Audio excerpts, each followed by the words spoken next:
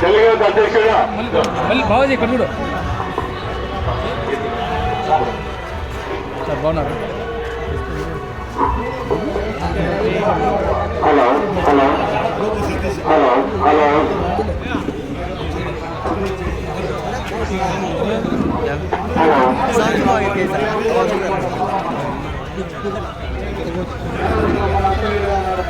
Hello hello hello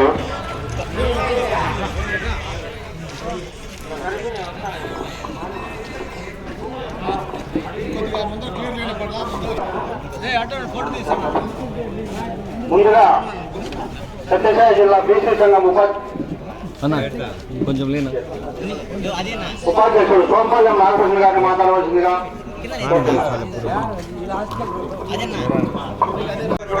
సోదరులందరికీ హృదయపూర్వక నమస్కారాలు.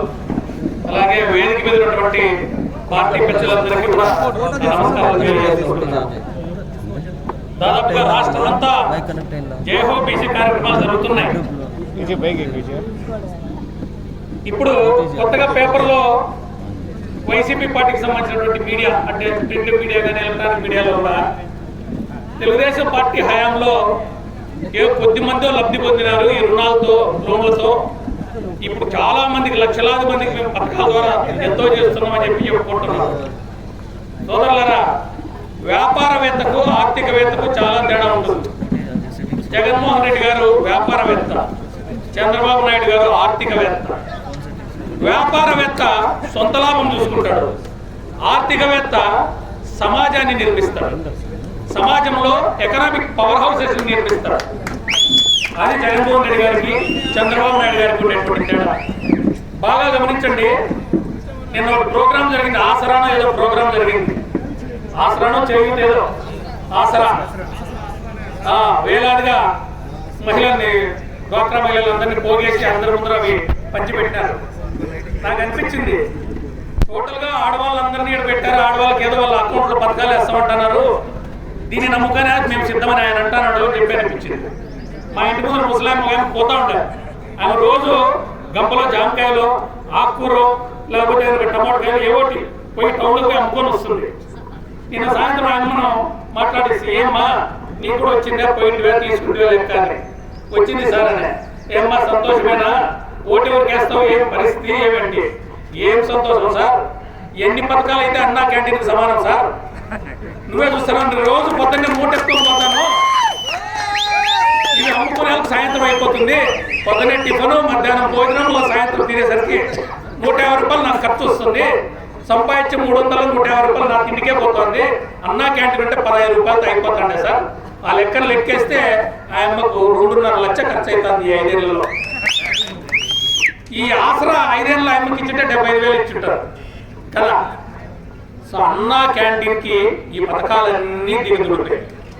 రోడ్లో ఇప్పుడు మనం చూస్తే బజ్జీలు పట్టి పెట్టుకున్న వాళ్ళు, అరటి పండ్లు పట్టి పెట్టుకున్న వాళ్ళు, చిన్న చిన్న రోడ్డు మీద ఇడ్లీ అమ్ముకునే వాళ్ళు వీళ్ళంతా ఉంటారు. ఇడ్లీ అమ్ముకునే వాళ్ళ ఇడ్లీ తినొచ్చు సమస్య కాదు. మిగతా వాళ్ళు కదిరిలో వ్యాపారం చేసుకునే వాళ్ళు, రోడ్ల మీద చేసుకునే వాళ్ళు 3 పూటలా తినాలంటే 150 రూపాయలు ఖర్చు అవుతుంది. ఇప్పుడు అన్నా క్యాంటీన్లో 5 రూపాయలు 15 రూపాయలతో కడుపు నింపుకునేవాళ్ళు. సో ఇది ఎంత ఆర్థిక భారాన్ని వాళ్ళ మీద వేస్తుంది. ఇవాళ వాళ్ళు సిద్ధం అంటున్నారు, మనం కూడా సిద్ధంగా ఉండండి. ప్రతి ఇంటికి జగన్మోహన్ రెడ్డి బాకీ ఉన్నాడు, ప్రతి ఇంటికి జగన్మోహన్ రెడ్డి బాకీ ఉన్నాడు. స్టిక్కర్ వేసి మేము మీకు ఇంత ఇచ్చినామంటున్నారు, కాదు ఇంకా ఇవ్వాల్సింది ఉంది. ఎందుకంటే మన దగ్గర నుంచి లాక్కోండి చాలా ఉంది.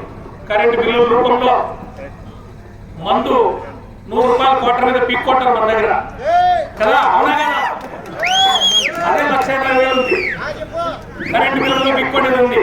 ఇట్లా ప్రతి దాంట్లోనూ మన విద్యార్థులు, ఇంటర్మీడియట్ విద్యార్థులు దాదాపు స్కూళ్ళన్నీ సొంత ఊర్లో ఉంటాయి. మధ్యాహ్న భోజనంలో ఇబ్బంది ఉంటే పిల్లోడు ఇంటికి వచ్చి తినిపోతాడు. కానీ ఇంటర్మీడియట్ మన ఊర్లో ఉండదు, పట్టణానికి వెళ్ళి చదువుకుంటూ ఉంటారు. పట్టణంలో చదువుకుంటే మధ్యాహ్నం భోజనం ప్రాబ్లం అవుతుందని చంద్రబాబు నాయుడు గారు ఈ మిడ్ డే మీల్స్ ఇంటర్ వాళ్ళకు కూడా అప్లై చేశారు. సార్ మధ్య నిషేధం నిషేధించి ఇప్పుడు సార్ ఓట్లు అడిగేది జగన్మోహన్ రెడ్డి అధికారంలోకి వస్తారంటే ఇంటర్మీడియట్ వెళ్ళండి మిడ్ డే మీల్స్ తీసేస్తారు. వాళ్ళు మళ్ళీ 60 రూపాయలు పెట్టించారు. అన్నా క్యాంటీన్ అంటే 5 రూపాయలు. 5 రూపాయలు సార్. ఇట్లా 5 రూపాయలు. ప్రతి చోట ఆర్థికంగా ఎంత భారం పడుతుంది ప్రతి కుటుంబం మీద అనేది మీరు తెలుసుకుంటే ఆయన మనకి ఎంత బాకీ ఉన్నాడనేది మనకు అర్థమవుతుంది. ఏం పర్వాలేదు, మనం కూడా సిద్ధంగా ఉండండి. తెస్తారు కట్టలు బాకీ చెల్లిస్తారు, మనకి తీసుకోండి. మనం రుణపడిన వ్యక్తులు ఉన్నారు ఇక్కడ. 20 సంవత్సరాలుగా ఇన్ని సర్వీసెస్ చేస్తూ తెలుగుదేశం పార్టీకి వెన్నెముకగా ఉన్నాడే కందుకుంటారు సార్. ఆయనకు మనం బీసీ సదస్సు అడుగుతున్నారు. కనుచూపు మేడలో ఇంత నాయకత్వ లక్షణాలు ఉన్నటువంటి మరొక బీసీ నాయకుడు మీకు కనిపిస్తున్నాడా? ఎందుకయ్యా ఆయన ఓట్లు లేకుండా ప్రతిసారి దగా జరుగుతుంది. ఈసారి బలంగా ఆయన రుణం తీసుకోవాల్సిన అవసరం కూడా మనకు బాగా గమనించిన సోదరులారా, మనకు చంద్రబాబు నాయుడు గారి కాలంలో 4 లక్షల మంది వివిధ రకాలైన లోన్ల ద్వారా లబ్ధి పొంది కుటుంబాన్ని స్థిరపరచుకున్నారు. ఇప్పుడు వచ్చే ఈ స్కీములతో ఏ స్కీముతో కుటుంబాలు స్థిరపడవు. తిండి జరుగుతుందంటే కుటుంబాలు స్థిరపడాలంటే చంద్రబాబు నాయుడు గారు లాంటి ఆర్థికవేత్త కావాలి. చంద్రబాబు నాయుడు కాలంలో విదేశీ విద్య కింద 2000 మంది బీసీ విద్యార్థులు ఇప్పుడు ఫారిన్ లో చదువుకున్నారు. ఇప్పుడు అవకాశం మనకుంటే లేదు. ఫీజు రీయింబర్స్ కూడా పీజీ కోర్సెస్ ఫీజు రీయింబర్స్ ఉంది, ఇప్పుడు లేదు, తీసేశారు. అలాగే 340 రకాల పనిముట్లు చేతివృత్తుల వరకు పంపిణీ చేశారు. ఇప్పుడు ఏమైనా ఇస్తున్నారా? ఫార్మ్ ఇంప్లిమెంట్స్ కింద ట్రాక్టర్లు ఇచ్చినారు. ఇప్పుడు ఇస్తున్నారా? 10 మందికి 20 మందికి కల్పిస్తున్నారు. కొట్టుకొని చావండి, ఎవడోడు బలమైన లేడు దాన్ని ఇంట్లో పెట్టుకోవడం. సో ఈ విధమైన చేతి వృత్తుల వరకు చేయూత లభించింది చంద్రబాబు నాయుడు గారి కాలంలోనే. సంక్షేమ పథకాలన్నింటినీ చూసి మోసపోతండి, వాటి వెనకాల నిగుడు అర్థం చాలా ఉంది. కాబట్టి సోదరులారా, ఏ రాష్ట్రమైనా బాగుండాలంటే తల్లి లాంటి లాలన, తండ్రి లాంటి భరోసా రెండూ ఉండాలి. ఒకటే ఉంటే సరిపోదు. తండ్రి లాంటి భరోసా, తల్లి లాంటి లాలన రెండూ కావాలంటే చంద్రబాబు నాయుడు గారిని ఓటేసి గెలిపించండి. మన రాష్ట్ర భవిష్యత్తును మీ చేతిలో ఉంది. మీ రాష్ట్ర భవిష్యత్తును పరిగెత్తించాలంటే కూడా చంద్రబాబు నాయుడు గారిని గెలిపించాల్సిన ఆవశ్యకత ఎంతైనా ఉంది.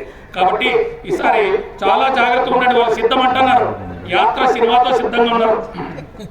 యాత్ర సినిమా చూపించి మరోసారి మైకం చూపించాలని చెప్పేసి ఇంకో పక్క రామ్ గోపాల్ వర్మతో సిద్ధంగా ఉన్నారు, తిట్టించి ఇంకో సినిమా తెచ్చేది.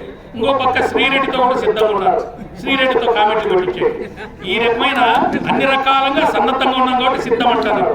మనం కూడా సిద్ధంగానే ఉన్నాం, మనం కూడా అస్త్రాలు ఉన్నాయి. ఈసారి జాగ్రత్తతో ఉండి వాళ్ళ ప్లాన్లన్నింటినీ తిప్పికొట్టి ఒక్కొక్కరు 4 ఇన్ఫ్లుయెన్స్ చేసి ఓట్లు వేయించి చంద్రబాబు నాయుడు గారిని ముఖ్యమంత్రి చేసుకోవాల్సిన ఆవశ్యకత చాలా ఉంది. కాబట్టి ప్రతి ఒక్కరూ జాగ్రత్తగా ఉండి కార్యనిర్వహిస్తారు ఆశిస్తూ జై తెలుగుదేశం, జై చంద్రబాబు. జై చంద్రబాబు నాయుడు, జై కందుకుంటున్న, జై తెలుగుదేశం. ఇప్పుడు బీసీ నాయకుడు ఉత్తమ గారిని మాట్లాడవలసిందిగా కోరుతున్నాం.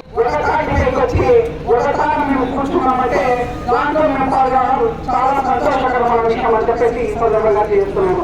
అదేవిధంగా ఈ రోజు వేదికపైన కూర్చున్న మన తెలుగుదేశం పార్టీ నాయకులు, అదేవిధంగా జనసేన పార్టీ నాయకులు, పెద్దలకి, అందరికీ, కుటుంబ సభ్యులకి అందరికీ పేరు పేరున నమస్కారాలు తెలియజేస్తున్నాను.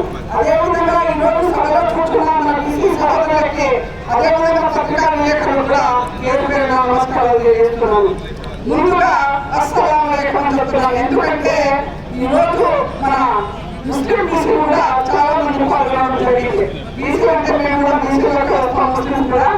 ఒక విషయం ఏంటంటే ఈ రోజు జయహో బీసీ అంటేనే దాంట్లో జయహో అంటే రాజుకి జయహో రాజు, జయహో రాజు అన్నట్లు చాలా గౌరవప్రదమైన పేరు పెట్టి ఈ రోజు తెలుగుదేశం పార్టీ జయహో బీసీ అనే నామకరణం చేయడం కూడా చాలా గొప్ప విషయం అని చెప్పేసి ఈ సందర్భంగా చేస్తున్నాను. తెలుగుదేశం పార్టీ పుట్టిందే అణగారిన వర్గాల కోసం, కష్టకుల కోసం, కార్మికుల కోసం, అదేవిధంగా మహిళల కోసం, ముస్లింల కోసం. ఆ రోజు తెలుగుదేశం పార్టీ పుట్టిన తర్వాతే మన అందరికీ సంక్షేమం అయితేనేమి, మన అభివృద్ధి సాధించడంలో అయితేనేమి ముందుకు వెళ్తున్నామని చెప్పేసి ఈ సందర్భంగా తెలియజేస్తున్నాను. ఆ రోజుల్లో తెలుగుదేశం పార్టీ పుట్టిన తర్వాతనే ముస్లిం మైనార్టీలకు అయితేనేమి, బీసీలకు అయితేనేమి కార్పొరేషన్లు ఇవ్వడం జరిగింది.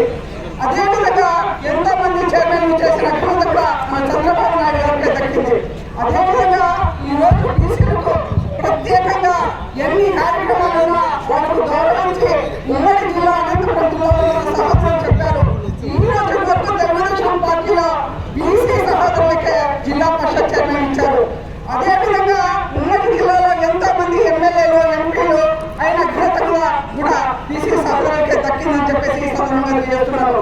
అయితే ఒక విషయం మీరు చెప్పుకోవచ్చు, ఎమ్మెల్యేలు ఎంపీలు అయితే మాకేంటి అని చెప్పేసి మనకు జరిగే సంక్షేమ కార్యక్రమాలు ఉన్నాయి, మనకి ఇచ్చే పార్టీ నుంచి ఏం జరుగుతుంది అని కూడా ఉంది.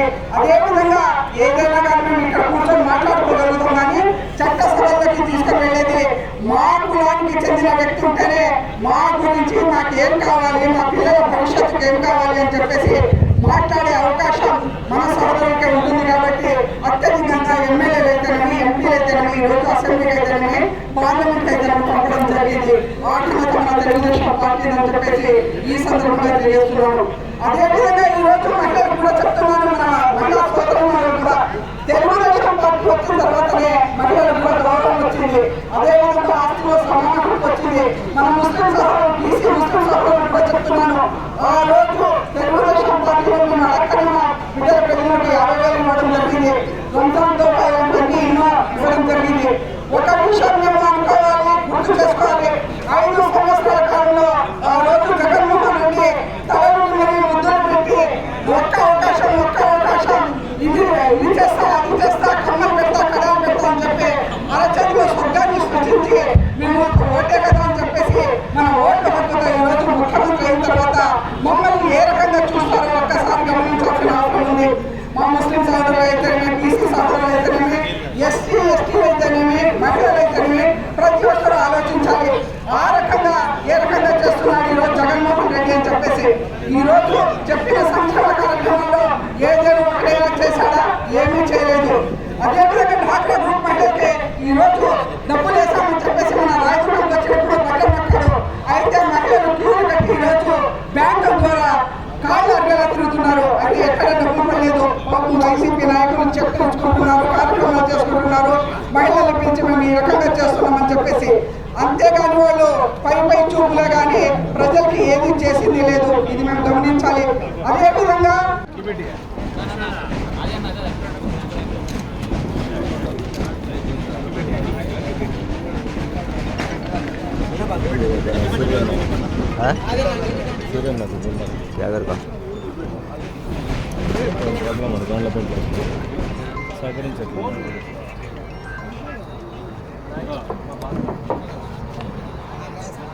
సంజీవపల్లి పుష్పత్వం నాయుడు గారిని సాధారణంగా ఆహ్వానిస్తున్నాం.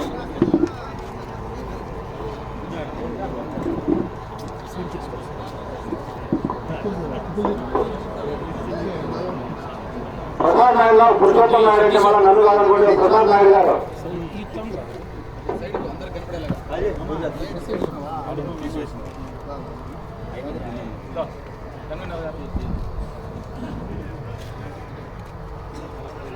ఎన్టీఆర్ ఎన్టీఆర్ ఎన్టీఆర్ జోహార్ ఎన్టీఆర్, జోహార్ ఎన్టీఆర్, జోహార్ ఎన్టీఆర్, జై తెలుగుదేశం, జై తెలుగుదేశం. నారా చంద్రబాబు గారి నాయకత్వం, నారా లోకేష్ గారి నాయకత్వం, కందికుంట ప్రసాద్ గారి నాయకత్వం.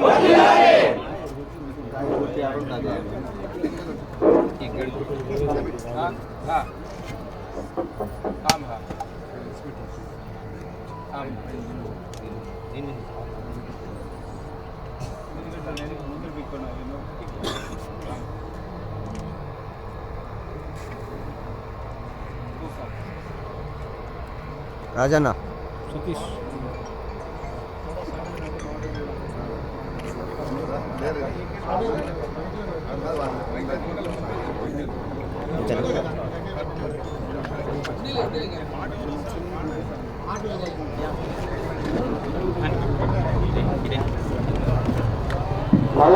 నగరు పంచాయతీ వార్డు మెంబర్ శంకర్ గారిని వేదిక పక్కన గారిని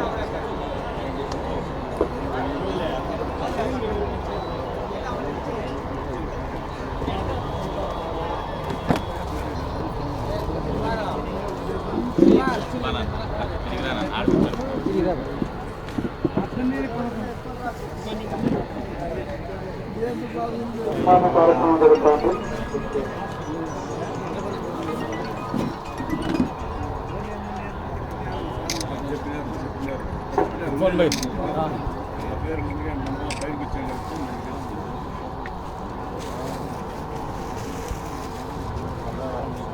తీసుకున్నాడు ఊర్లో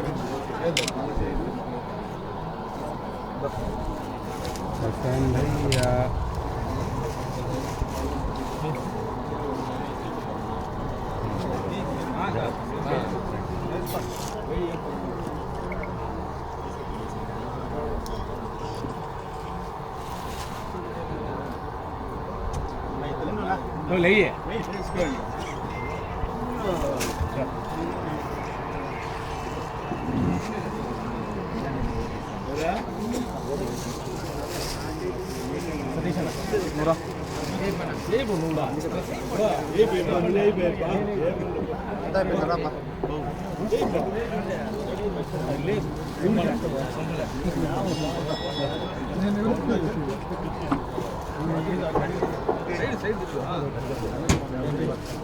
ఉండేనా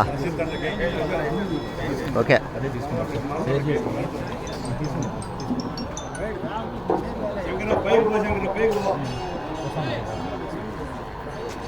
కుర్చీ తెచ్చుకుని పైకి పోండి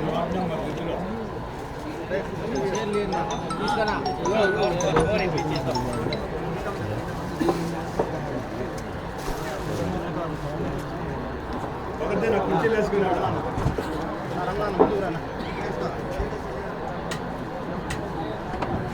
అది కొంచెం